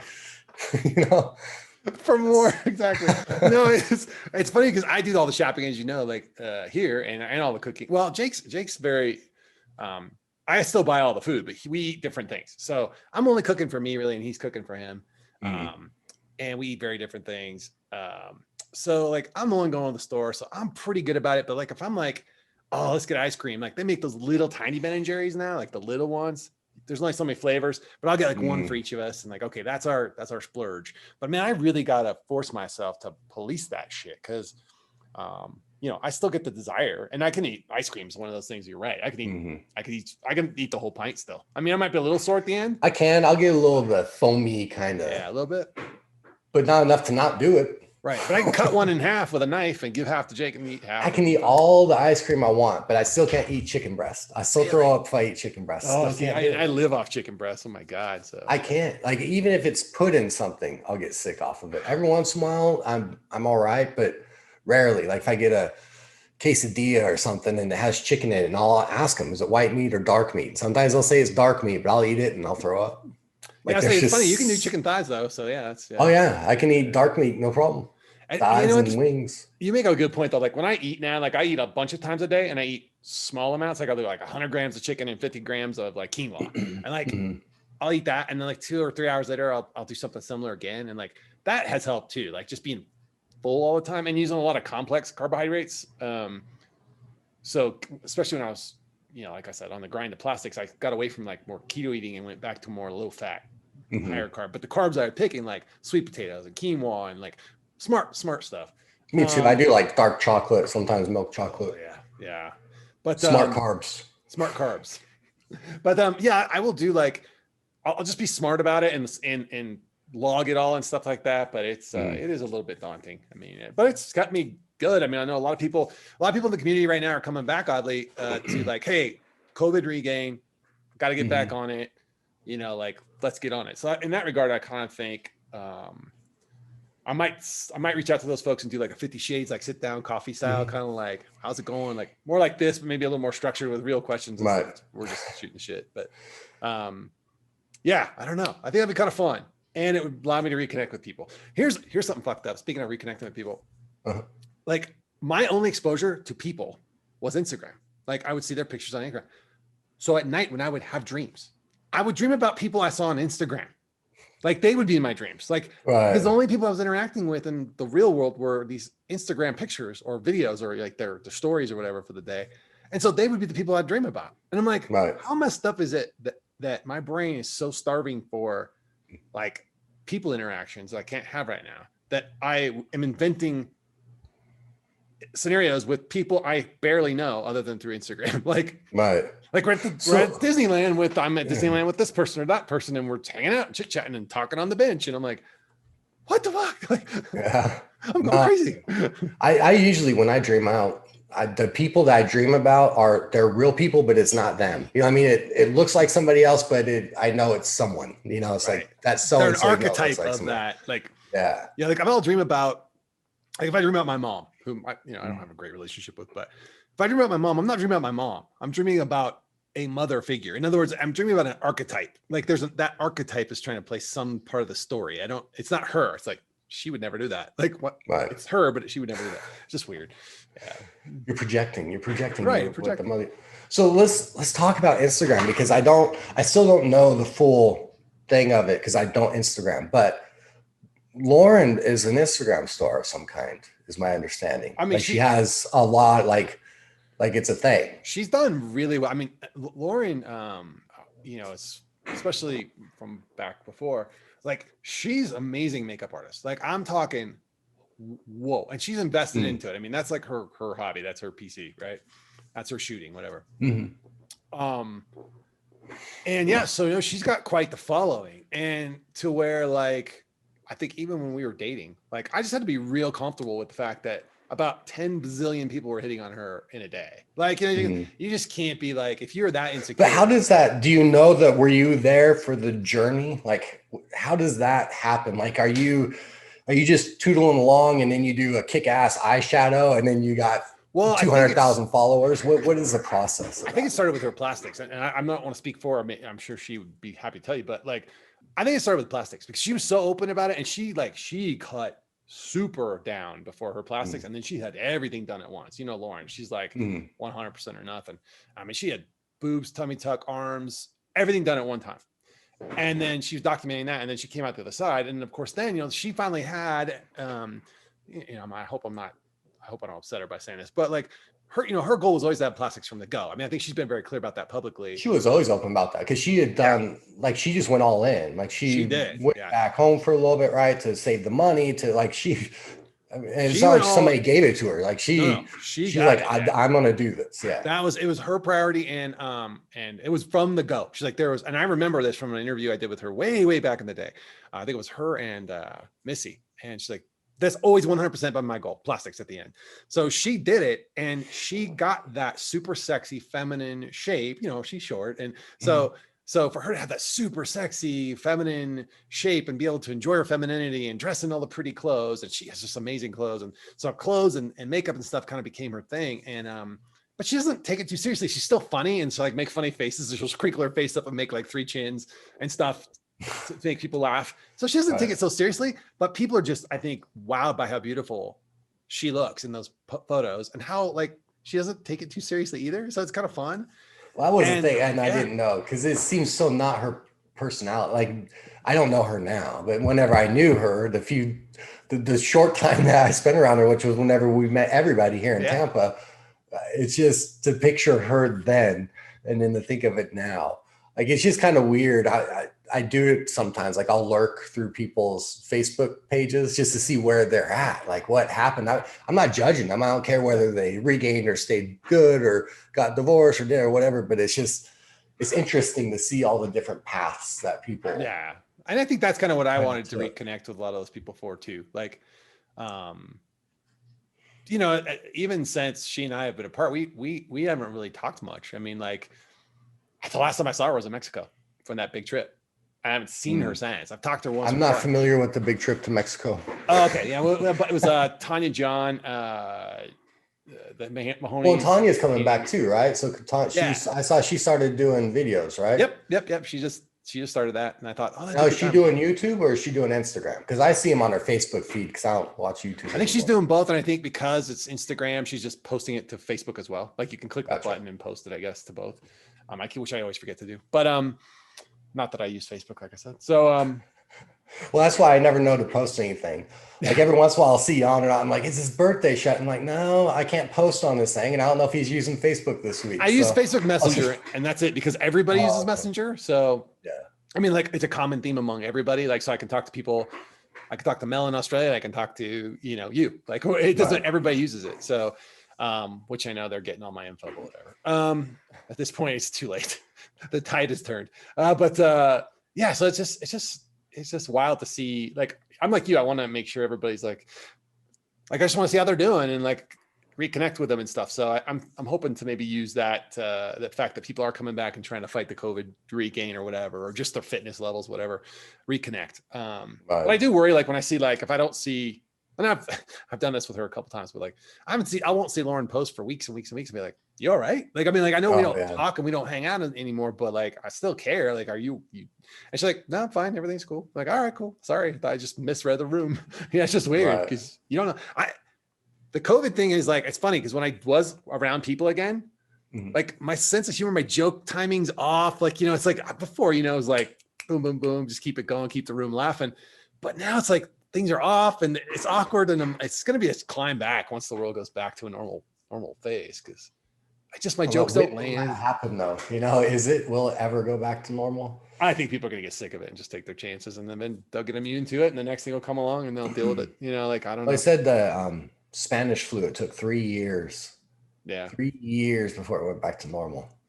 That's just crazy. Well, and we're not on the other side of it yet. I mean, it's spiking, and it's not like we have a vaccine or anything like that. Well, yeah, they didn't have a vaccine for Spanish flu either, right? So yeah, it just ended up, but burned itself out. Yeah, I don't know what's going to happen. We'll see. Hopefully.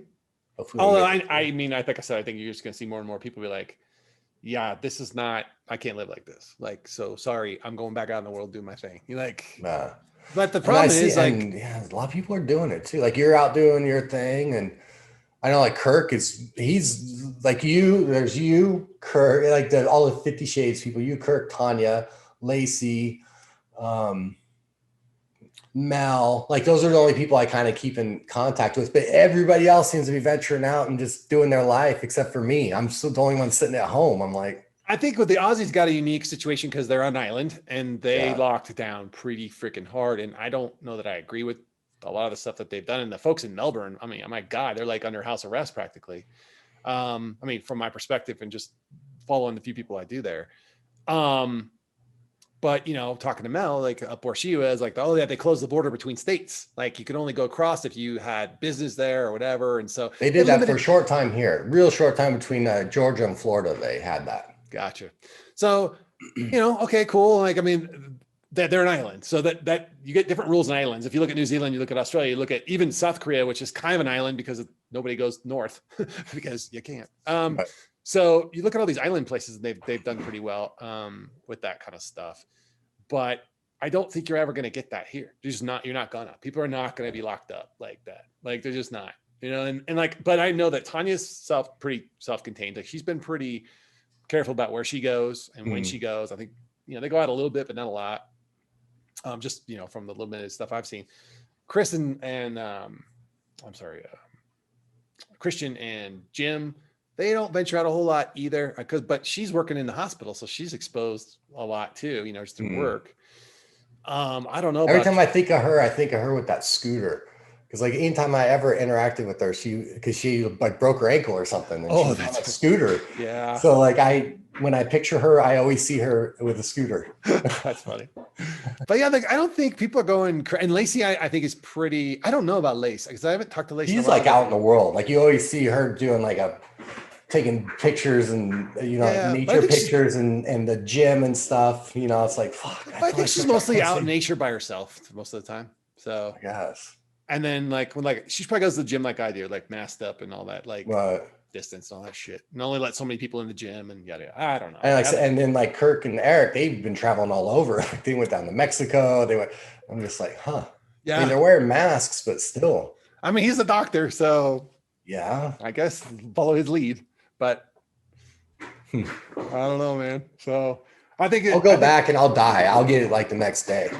I think you could go. I think you just, you know, like you have to find out what you're comfortable with. If it gives you anxiety to be out doing those things, like, and you don't feel like the mask is enough, and you don't feel like keeping your distance is enough, or, you know, then yeah, don't. But if you feel like the problem is I get to the point of frustration and I do feel like it's fuck it. I'm just going to, and then I go do it. And then I'm like, fuck, why did I do that? Now I got to wait 3 days and find out if I got fucking COVID.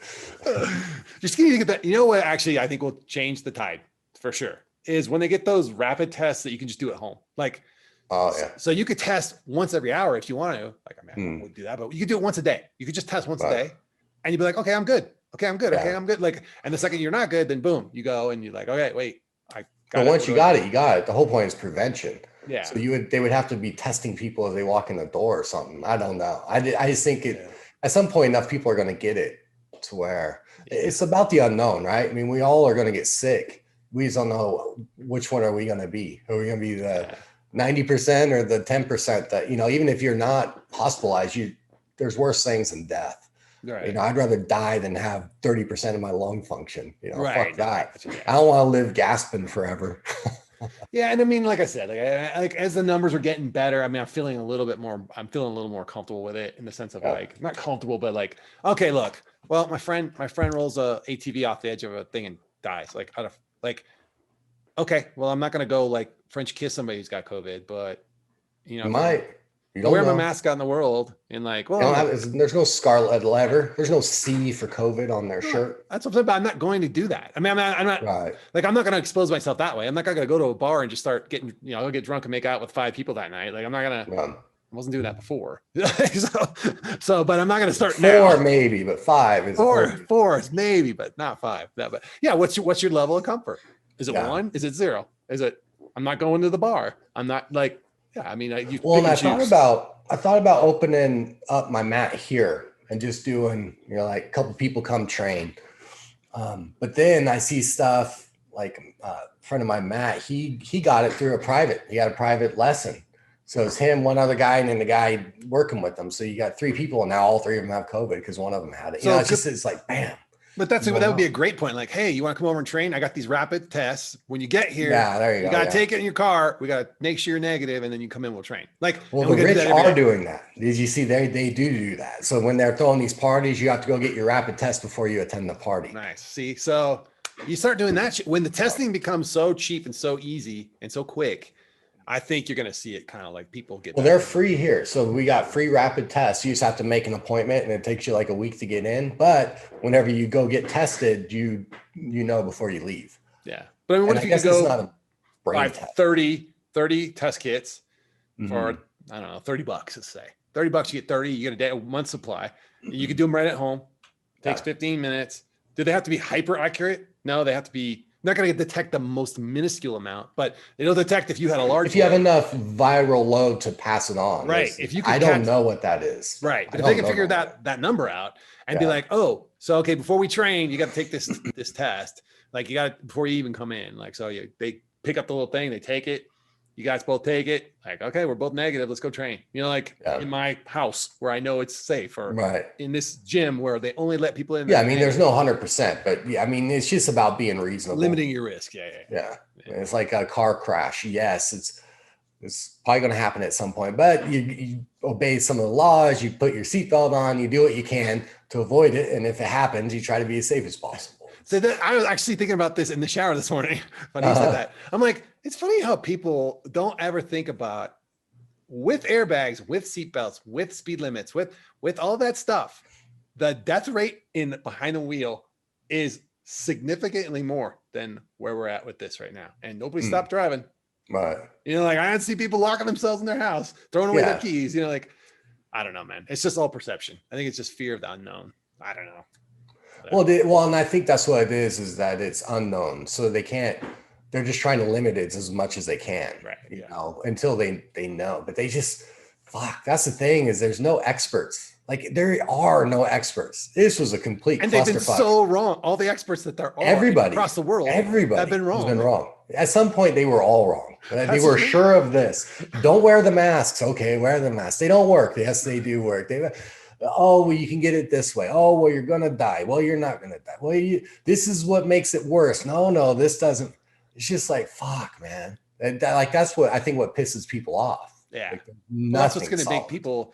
That's what's going to make people go, yeah, fuck it. I can't live like this anymore. I'm going to take my chances. I'm trying to think of anything else we could talk about that would be weight loss relevant or whatever, but I think it's just more of a catch-up show anyway, right?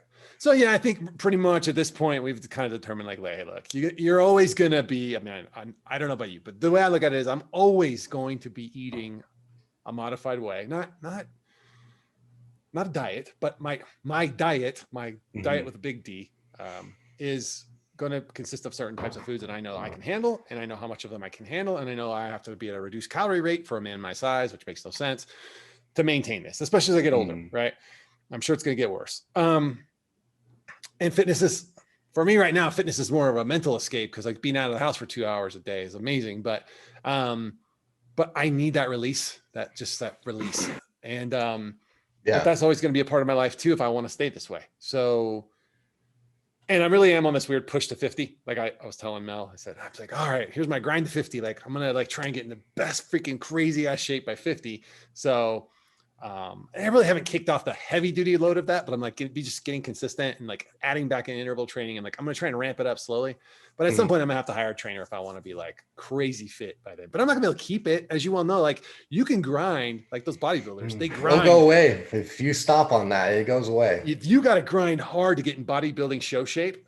Yeah. And then the second 10 minutes later, you drink a cup of water, you're like 20 pounds. That's the thing is when you like I always bring everything back to the MMA stuff just because that's in jiu-jitsu, because those are the guys that I see, right? And you see them step on that thing, but what they put their body through to be that weight for sometimes just minutes. Like sometimes they step on that scale and they're that weight for minutes. Right. They're so close to like death. And then the second they step off that scale, by the next day, they weigh at least 20 pounds more. You know what I'm saying? Like, it's the standard you're trying to hold yourself to does not exist. No, it doesn't. Your average person, an in shape person, is going to be wanting to lose about 10 to 15 pounds at any time. And that's your fit, just normal person that's never had a weight problem. And if I lost 10 pounds right now, I think I would be like, okay, this is my low. This is tough for me to maintain even that. Like, it's funny because I look back at the videos of us, like at my thinnest, although I'm like weak as so weak, but right when I went to Australia the first time, I was 210. I just got below my goal. And then I went to Australia and I came back. I was 201. And I actually thought I never got below 200, but shut the fuck up. I did. I got down to 199 for one day. I was watching one of our videos and apparently I had hit it one time. I totally forgot about it. But that freaked me out. But I remember feeling like a bobblehead and I did not feel strong at all. Like I couldn't do any of the shit I can do right now at 230. But that's the thing is that the scale doesn't, when you chase a number, that number doesn't mean a whole lot. It doesn't. I was also telling Mel that I really need to I got to find a bod pod, even if it's up in Denver, and just do it once every 3 months for between now and 50, just to see if I'm making any progress, but not worry too much about the scale part of it. Like measurement. She actually said, you need to do measurements. I'm like, you're right. I do. I got to stop using the scale, do measurements, and then find a bod pod so I get a real hyper or not a bod pod, but a DEXA scanner rather. I would just do a bod pod. The DEXA scanners, that's quite thing. And with your skin, I don't know that it would work the same. Well, now that I don't have the skin. So, you're, I don't know, not the majority of it. So what the fuck, man? Yeah. So you got 360, huh? Yeah, so are you happy with that? For the most part, yeah. I mean, it's weird. Like it's super tight. Like you see, like twist, but that's the bones right there. That's not right. And then there's a little, like I said, right there. So, and then the same thing on this side. It's in the back, so it's not. And even if you just clean that up, it's going to make this even more poke out because those are the bones, like right there, man. I'm not kidding. It's all the way around. Does that not hurt? It's numb. It's completely numb right now. Yeah. Like I can't feel where I'm touching. I can see it on the camera. Every once in a while, I'll start to get sensation back, like here, and I can show you. I know I'm making a horrible face, but that's because I'm squinting to see. Just no, that's fine. It's like that's crazy. I've edited. Is this turning? Am I gonna have to start tipping you in a second? Yeah, in a second you're gonna start throwing dollar bills. I mean, he cut it low, so I mean, I got to be careful. Right. But like, I mean, look, man, it's like, it's not. So they just cut you all the way around, pull the skin up, and then cut it off. I have pictures. They cut it off in sections, actually. No, don't show me the pictures. Oh, don't do that. Kirk posted a picture of his skin, and there's chunks of fill on a table. It's bad. But this is my belly button. But this skin right here, where my belly button came from up here because they pulled it all down. So originally this skin was up here and he just pulled it all down and it's tight. I mean, it's just, especially all the muscles and all the sit-ups I've been doing, like it's super tight in there. Like, so are you glad you did it? Yeah, I think so. I mean, am I as ecstatic as like, I don't know if you remember, but when Tanya did it, her attitude just changed. She was real happy with hers. Yeah. Yeah. And Lauren's same thing. Lauren's attitude was just super great. And like, she was just glowing. I mean, like I always credit both of them. Like they were glowing, and regardless of how great you think the results were, which I think they were pretty great in both cases. But like, okay, the results are great, but I don't have that like, oh, I feel so much different. I feel so much lighter. Now, how much of that is me being locked up in a house, not having access to other people, and like, does it make me feel more confident? No, I mean, because I'm a grown ass man. I mean, like, I got plenty of shit to be confident about. Like, so I don't know, but does it make my clothes fit better? Yeah.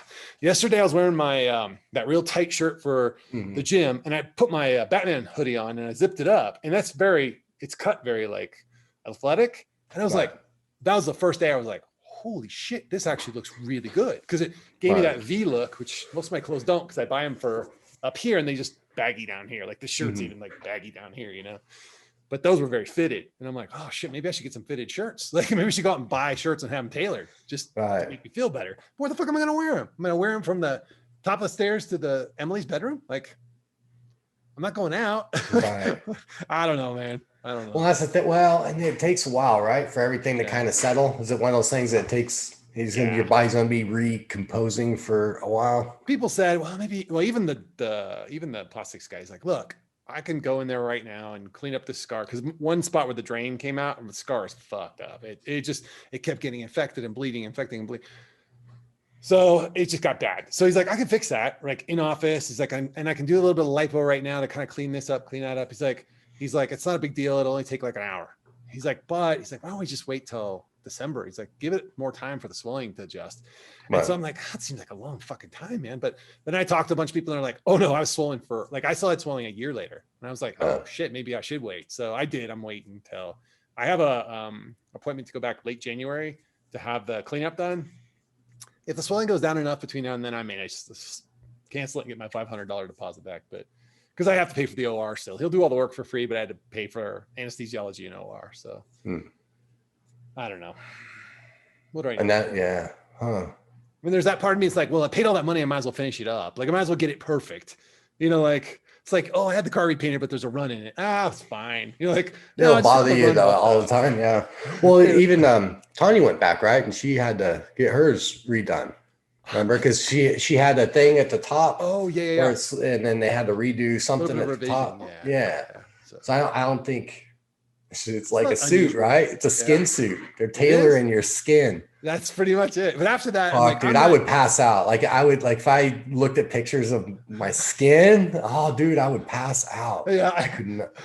Yeah. There's chunks on a table and then like a jar of Phil Shake in the background. I'm like, that's pretty crazy. Like, but when you see it, you're like, holy shit, there was that many empty fat cells left. There was no way I was getting that off. There's nothing I could have done to get rid of that. That finally did make me go, oh, okay. I wasn't fucking up. I wasn't making excuses. I saw it. I'm like, oh yeah, that's a whole nother animal. Yeah. Still, fuck, dude. I'm not doing my legs. I'm not doing my legs. I think about way back whenever we were doing the original Fat Kings, fat people rock Fat Kings, and we were just ripping on people for all the stuff they did to lose weight. And we've done it all. And now you just got a 360 lift, and I have VSG, and you know what I'm saying? Like, fuck, man. I think, I mean, it's kind of funny to eat a little crow on that, but at the time I still believed all of that was like, you and I covered so many extreme things, and I'm like, Jesus Christ. I'm like, there were some crazy ones. Come on. Or when they sewed the patch on their tongue. Oh yeah, the port where you could just throw up on demand. Yeah. I mean, how could you even approve something like that? And to even have it, how do you explain that to somebody? You're like, hey baby, let's go back to my place and hang on, make sure my port's closed. I can eat anything I want because I just pump it out. And then the stun gun inside your body. And like that's there's a lot of them. They've done a lot of stuff. It is crazy. I don't know, brother. It's been a ride. And I mean, like, but I mean, like I said, I kind of, to bring it back home, I have emulated a normal person's body. I don't have a normal person's stomach so that I can look like a normal person. I don't have a normal bone structure because I was overweight my whole life. I don't have a normal skin, like the way my body is shaped now with that skin being pulled tight there. It is a little funny shape. It kind of comes in a little bit. But it emulates a normal person. So like, whatever. It's like, average person in the world's never going to know the difference. If they see me tomorrow, they would never know. But that's the thing. It's all still the same here in my head. But they might notice, you know what I'm saying? Like when somebody's just walking around and being confident, you don't notice those things. But if somebody's walking around all shy and covering up, and then all of a sudden you're like, what's up with that person? And you start kind of, because you can see that something's off, something's weird about that person. Yeah. It has nothing to do with their weight. It's just the way they're acting. Yeah. And Lauren said something that I thought was really just blew my mind. She's like, I got more hate from people for having plastics than I did for for losing weight. And I'm like, what? She's like, yeah. I'm like, holy shit. Like, so I could see somebody who's being turned off by it. Yeah. Well, and the other thing this is, I don't know. And this completely departs from what we were just talking about, but it's just weird to see like weight loss is not part of my life anymore. As far as like weight loss surgery, or I don't think about it. I don't like, if somebody asks me, I'll tell them, I had surgery. It comes up a lot, especially whenever people see old photos of me or they do the 10-year challenge and people are like, man, you did good in jits. I'm like, that's not jits. That's surgery and drugs and eating disorders. And That's not just jits, but overall, there's no weight loss left in my life. You know, like I don't, it's just not part of my life. I don't even think about it. I didn't even know how long it had been until we decided to do this. And I'm like, how long has it been? But then you just had plastic. So it's still really part of your life. You know what I mean? Like it's still, the overall process is still taking place. You know, I think, yeah, that was kind of weird. like the little dot on top of the I, or the cross on the T, if you will. Just like, I still was of the mind, even at the beginning of the year, like, am I going to do this? Do I even need to do, like, why the fuck should I do this? But I'm like, well, why not? You know, like, okay, you know, like I got the money. Why not? Like I saw how much happier Lauren and Tanya were, or how much, you know, I don't know if it was consciously happier, but like they glowed, like the way they came across, even me as their friend was like, holy shit, they look like especially Lauren, she just looked like a light was glowing on in her. And, but yeah, just I thought, well, you know, maybe there's something maybe I'm not accounting for the emotional piece of it. Like maybe I'll just do it. I don't know that I got that. I don't know how much that had to do with this year, how much it had to do with all the things I kind of have been going through mentally, emotionally this year, on top of like, I've been doing a lot of mental, emotional work that kind of came out of the weight loss stuff and kind of came out of all that. But like, I've been like grinding on that for years now and just kind of really trying to figure myself out. And then this year just kind of kicked me in the nuts over and over and over again. So I don't know how much of that has colored my perception. So I don't know how much of that took away from, had I spent all summer at the pool with my shirt off and feeling confident and feeling happy and having a good time, maybe I'd have a totally different perspective. That was not my experience this year. So, but I don't think there's anything wrong with it. It's just that it's a weird thing for me to see all the different directions that everybody's life kind of goes. Yeah. And that was kind of my thinking of bringing back like a 50 Shades and just touching base with everybody and doing like an hour with them or something. I'm going to do it. I'm pretty sure I'm going to do it. So. I'm curious how many people will say, I don't know if they'll say it, but like people who don't want to do it because of regain, but they won't say it's because of regain. Like they want to say, they'll come up with any other reason. I don't want to be part of the community anymore. Or I got nothing new to say that hasn't been said. Right. Whatever the reason is, I think it'll come down to how many people are just going to avoid it because they don't want to, they're embarrassed. I get that, but I will tell you, and I won't name names, but two of the people that are kind of like battling that were like, yeah, I'm in. They want to be like, they want to own it. And like, yeah, I don't know. It'll be interesting to see how many people I ask and how many people say yes. Yeah. Well, and I know several people because I had struggles, you know? Well, and that's what I'm saying is I think it's important. Like, it sounds like I'm just picking on them. I'm not. I think I'm saying that they don't do that. You should just come back and do it. And even if you decide, you know, like sometimes chocolate cake does taste better than Skinny Phil's. Like, you know, you're told that's not supposed to be the case, but it's okay to be fat. I've never thought it wasn't okay to be fat. You know, there's the health part of it where it's like, you know, as long as it's not impacting your health. Yeah. And I think that overall someone would be happy or skinny if they could be for whatever reason. But I could see for people, chocolate cake tastes better than being skinny. Like me, I'm ice cream. Like sometimes it's like, man, I really want to get to whatever 225 and I'm weighing 230. I want that pint of ice cream more than I want to lose that 5 pounds, and I'll just fucking eat it. You know? And at the fitness level that you were at, especially in like, I think the way that I push, I'm not saying that I'm at that level, but like at the levels we're at comparatively, like I make those sacrifices all the time. And I'm not willing to do the shit that ads in Australia is willing to do to have ads' body. I've said this before. Like, I'm not willing to make those sacrifices. Like, I'm okay here. Like, I mean, am I always happy about it? No. Do I bitch about it? Yes. But if I really, really didn't want to, if I really was that upset with it, I would do what ads is willing to do, you know, or what you're willing to do, or what somebody else is willing to do. I'm not. So like you said, I mean, maybe ice cream tastes better that night. I'm not willing to give up ice cream so I can be 2 pounds less tomorrow morning. Yeah. And that's someone who I look in not every once in a while is Pete. Pete Rocks the Sleeve or whatever he ended up being called. Yeah. Psycho Pete, serial killer Pete. I was going to say it. You beat me to it. Freezer salesman of the month, Pete. I look at his fit. What the hell is it called?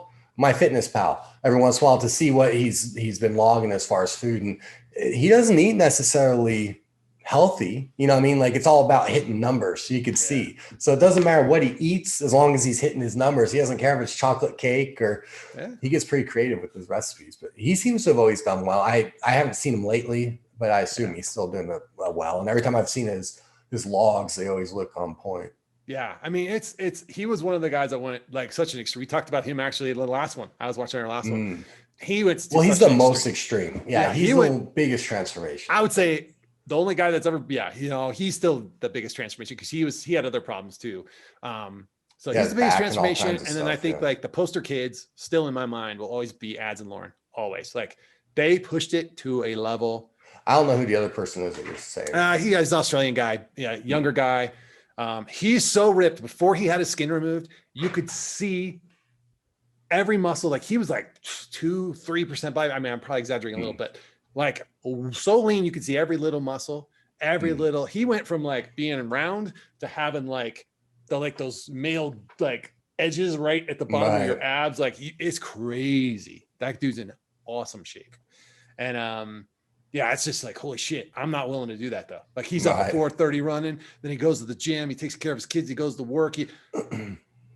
His sun up to sundown, he's training probably 3 times a day. I gotta guess. Yeah, but people like some people that is fun for them, right? I mean, some people go garden all day, or some people play a video game, or whatever your thing is. For him, that does it. So because I know I'll do it, like not now, but whenever I was training all the time, there's times where I go train 3 times in a day. I would do jits 3 times in a day.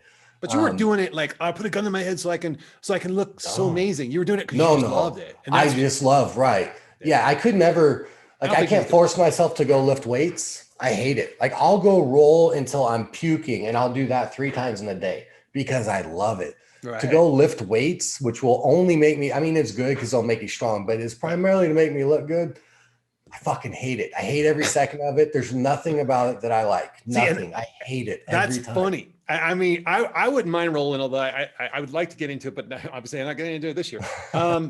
And it's just, I do worry about getting older in joints, and I have had shoulder problems and knee problems and stuff. Like I can tell it's just regular age shit and or just being big my whole life, whatever, probably caught up to me. But lifting is not even about the lifting really anymore. It's about the quiet in my brain while I'm doing it. It's like, I'll put a podcast on and I'll go and I'll just, what am I on? I'm okay. I got to do 5 of these, 5. And I'm concentrating on breath. I'm concentrating on form. I'm not thinking about shit. Like it's such a mental release for me. So, but again, I would do it if it was just, I got to look good. Me, it's just hitting those numbers. A workout takes me a long time. Like I spend probably 90 minutes, maybe slightly more doing a workout. Yeah. That's how much I hate it. I'm not in there banging it out. I'm like, fuck, let me smoke a joint before I do the next set. Oh, I need to refill my drink. Oh, God. Oh, something's going on. Let me find a different music to listen to. I mean, I get the shit done, but it takes me for fucking ever. I hate every second of it. To where I'm 90 minutes in there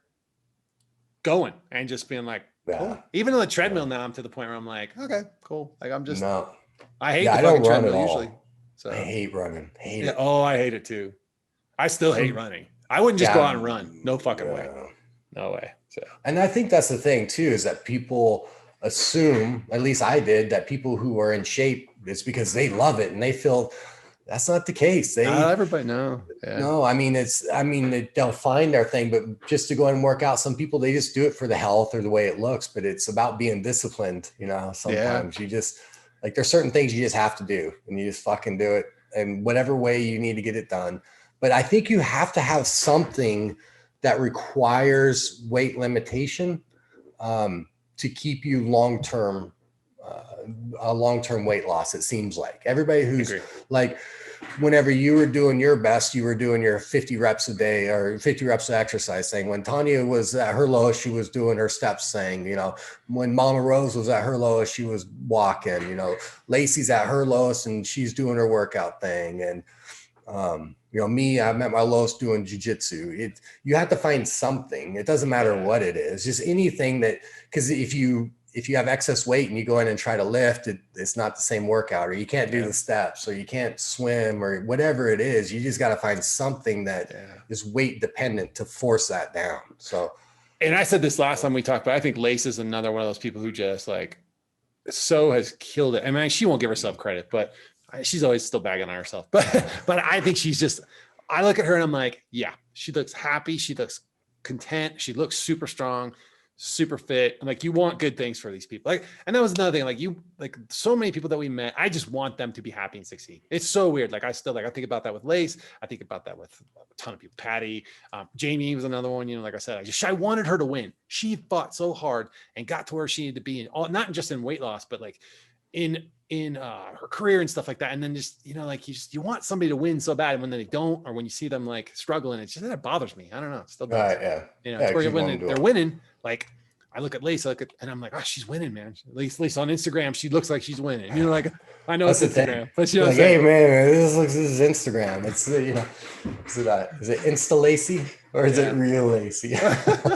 I think she's killing it, and she's such a sweetheart. And I will polo with her once in a great while. We don't polo as much as we used to, but yeah, just, man, I want her to I want her to win. I want to see her get all the stuff she wants, you know, like, I don't know. It's kind of cool. Same thing with you. Same thing with like Tanya and John and all that. Like, anytime somebody's trying. Especially when they're trying. Just when they sit back and say, give me, that's different. I don't know anybody I don't think I hang out with anybody like that anymore. Like, you know, like I don't think they find their way out, right? You don't, well, and that's the thing is you notice you don't start settling for certain things anymore. Like you don't have the same people around you, because you don't just accept how they're treating you, or, you know what I mean? Like you're not in a position where you feel like you have to settle for just whoever's going to take me. You know, so that's a good thing that comes. That's a big change for me too. That has been huge. You're right. Because even I think the last 2 people I dated that were like, you know, just people I'd met elsewhere, especially the last one, like we just wanted different things, and it didn't bother me one iota that it wasn't going to work out. Like when I got to the end, I'm like, okay, well, this ain't what we want the same things. It's cool, man. But I'm not going to be here if I don't get these things. So I gotta bounce. It's like, no harm, no foul on it. Nothing bad about you. Yeah, you're not saying you're a horrible person. It just doesn't work. And it's just like, and nobody was upset to where like before, you know, like, you know, and I wasn't that deep into it, so maybe I'm being a little cocky about it. But like before, it was like, wait, what did I do wrong? Like, what? I feel like I did everything right. I could change. Sometimes it just doesn't work. I still don't handle like the whole like no closure bit well. I mean, I've got to have the closure regardless of like, hey, well, it's just you like guns and I hate guns, and I can't be with somebody who likes guns. Oh, okay, well I can. You're right. Even if it's just I don't like you. Right. I don't like you anymore. It's like, okay, whatever it is. I mean, that hurts your feelings, right? But you'd rather hear that than nothing. I would rather somebody said, hey, look, when we got into this, I thought you were this way, and as we got to know each other better, I realized we're very different in this way, and like something core to me, like something really core. I'm trying to think like, you're a big Star Wars fan, whatever. I hate Star Wars, and I thought I could get around it, but I can't get around it. It's just, hey, I'm sorry. Like I know it was me. I should have told you sooner, yada, yada. I'd be like, oh, okay, well, I can deal with that, because I'm not going to change that for somebody. Well, that would be a terrible fit. Like, why would I do that? To where if you're just like, well, it's just, you know, it's not working out. It's me. See you later. Like, no. You just tell me why we are not together anymore. Like, because that sucks for me, because I thought everything was cool. Like, now I don't know what happened. Like, it's the not knowing, because I will fuck myself up. Like, because I'm really good creative with imagination. I will think of things like, well, when we were out drinking the other day, did I say something? Or like, whatever, you know, like I will fuck myself up. Just tell me what it was, because then I can deal with that and just move on. Like, okay, I'm out. Like, you're right. I did that. I don't know. I wouldn't want to do it. I would not want to have to date again. No, it's not. I am not motivated in the least to date. Matter of fact, I'm trying to just figure out a solution to that other angle. And like, it's gonna. So like you look at life and you're like, oh, this is how things are supposed to go and how they're supposed to be. Like we get this, like the mindset of like, relationship looks like this, success looks like this, fitness looks like this, right? Well, you know what? What if, who's to say that you can just only work out twice a week and be content? Like you don't have to work out 5 days a week. Like what if that is good enough for you, or like, you know, whatever, or like being 20 pounds over your goal weight is your goal weight. Like, you know, your ideal weight, whatever. Who's to say that's wrong? Like, can you make the world work? And like, okay, yeah, it's not ideal. And when people look at it, they're going to be like, that's weird. Why do they do things that way? I'm trying to figure out a solution kind of in my own personal life, like of like, where are those lines now? Like for me, like fuck what, you know, you're supposed to be, I don't know, you're supposed to work 40 hours a week, wear a suit and tie, blah, blah, blah, blah, whatever. But then people are like, no, I don't want to do that. I want to work 60 hours a week in my shorts and for myself and not make as much money because it makes me happy. Like, where are those things for me? That's why I guess that's the mental journey I'm on right now. Like, yeah, you have to kind of figure that out, right? I mean, you have to, I mean, it's, as a life is simple but not easy. You know, really, you just need the shelter, food, water. Right. That's all you need. Everything else is for everybody else, right? Because if it's just you and you're in quarantine, you got nacho cheese on your shirt, and you maybe haven't taken a shower for a couple of days, and you know what I'm saying? Like, that's all you need. You don't give a fuck. You take a shower every day and you put on a new shirt every day for everybody else. So it's the pressures of living in society that makes us unhappy. Whereas you see that guy walking around mumbling to himself with the nacho cheese on his shirt, that's a happy motherfucker right there. You know what I'm saying? But you see the guy pull up in his Porsche and his $4,000 suit and, you know, all that, that's a stressed out motherfucker. Not always, but in most cases, you're right. What we think is a good life is not. Well, and take me, for example. So 7 years ago, what I think I needed to have to be happy and successful. In other words, I took a lot of big chances, like along the way, big decision points, like the marriage ending and getting our own houses and like putting this place together and getting myself to where I'm only got a mortgage and like, you know, whatever it took for me to get from there to there. And then I got there and I'm like, oh my God, I did it. Like there was something in that, like I did it. Everybody's okay. Look around. I got this house. I got this car. I'm like, I don't have any debt. I'm like, my kids are good. I'm good. Okay. Now what? Like, you know, that now what? I think you need to check in and go, okay, I achieved this thing. And that was what I needed then, but do I need that now? Like you think that you kind of trap yourself into thinking this is going to be your happy spot or your final destination. And it's just a launching point for reevaluating again. Like, okay, old me needed this. I have this now. What is new me now that having this? What do I need now? Like there's this, I think that's the grind you just get to. And I don't know. I don't have an answer for that yet, but. No, yeah, it's hard to, it's hard to figure out what you want versus what you want for everybody else's sake. Yeah, that's true. And yeah, and there's a certain expectation of like, well, like, especially your parent, right? Or your husband or your whatever, like you're like, well, I got to make decisions. I want to make decisions, but I have to think about these other people in my life before I make these decisions just arbitrarily. Right. So, to where I'm kind of getting to this point where Jake's gonna be done with school soon. Hopefully he'll have a job. Who knows where that's going to take him? Like, I hope he stays here but there's gonna be this window between where he's there and he starts to have kids and I'm going to want to be a part of that.